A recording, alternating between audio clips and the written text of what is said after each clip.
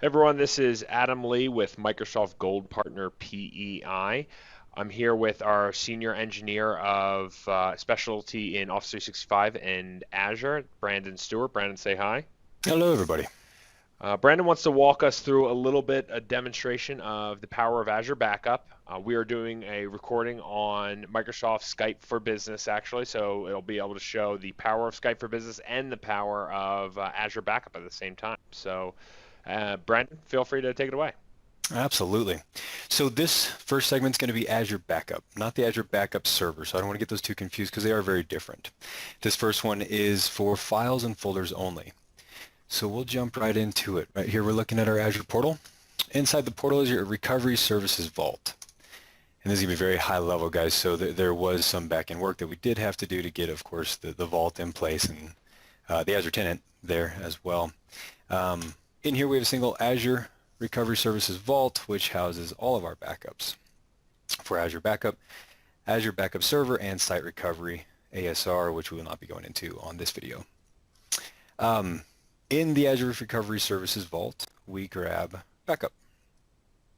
What we're doing here is we're just filling out a couple variables that will tell us exactly what we need to do to prepare our Azure environment or on-prem environment.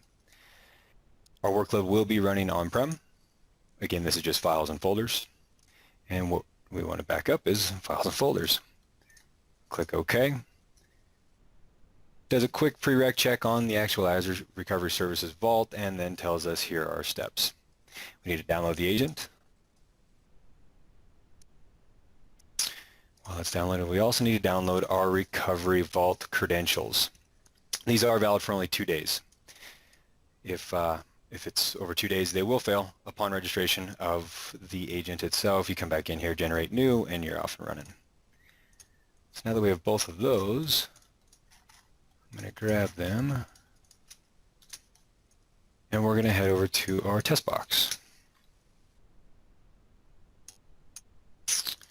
and install what's called the Mars agent.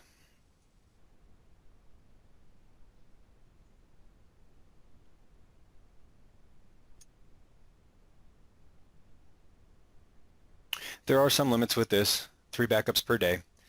This is really just designed for files and folders of a client, so a laptop, desktop. You could run it on a server. There are no limitations with that, aside from the 3 backups a day. Proxy settings, if you do have a proxy server. And prereqs.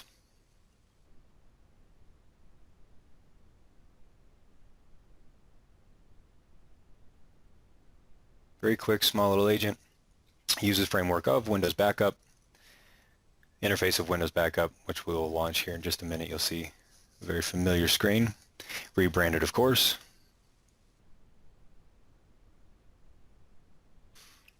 Here's the agent there.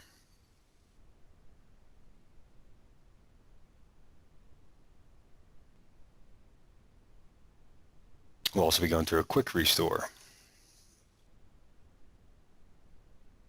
Okay, so we need to register this virtual machine or the client in general. We need to register it with Azure, specifically the Azure Recovery Services Vault.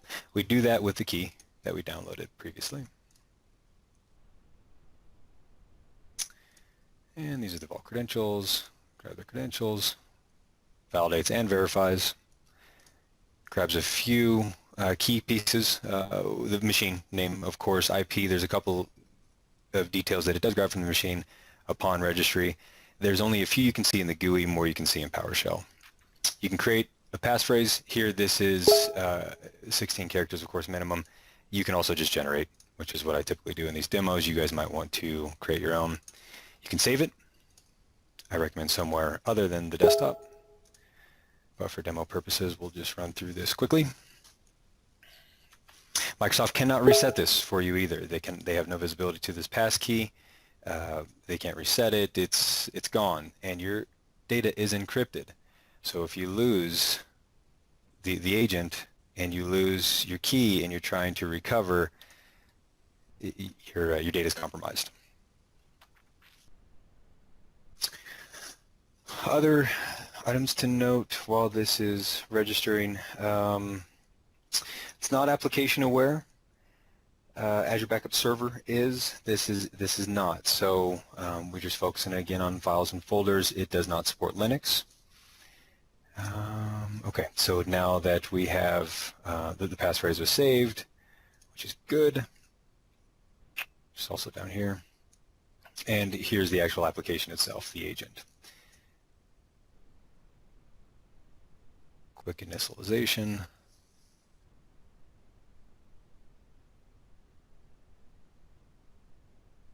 Okay, so this is very empty because it's brand new. You will see jobs or alerts here as well as status of whichever you select.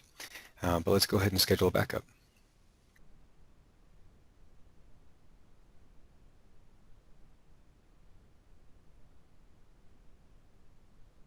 This is running on a low resource VM, so I imagine your experience will be much different.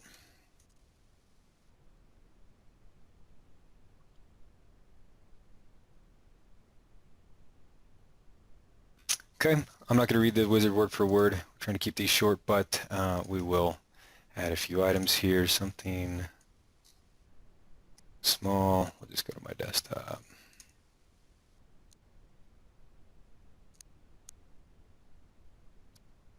I don't know, and remote backup. Small file. You do have exclusions in there. Here's the actual backup schedule. We'll just say every day at 10 a.m. Keep some of the default. We do have daily, weekly, monthly, and yearly settings, so it's in an actual retention policy instead of multiple different jobs. So that's fine. Automatically over the network, you can send this off to Azure data centers if you really wanted to. For my little file, we are just going to say automatically, and we're going to kick it off right now.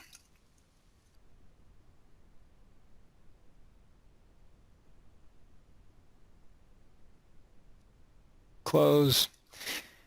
And the schedule was not to kick off right now, so we are going to say backup now. And back up.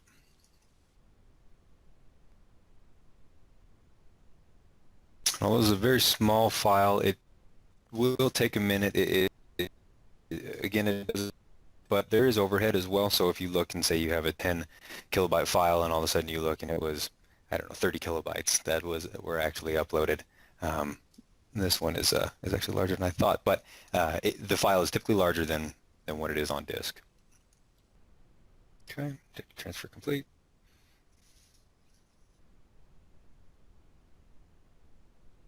Good. Job completed. You see the background.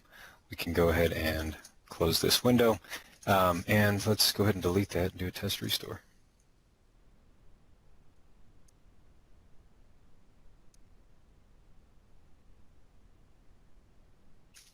I believe it was that one. Deleted. And we'll say recover data.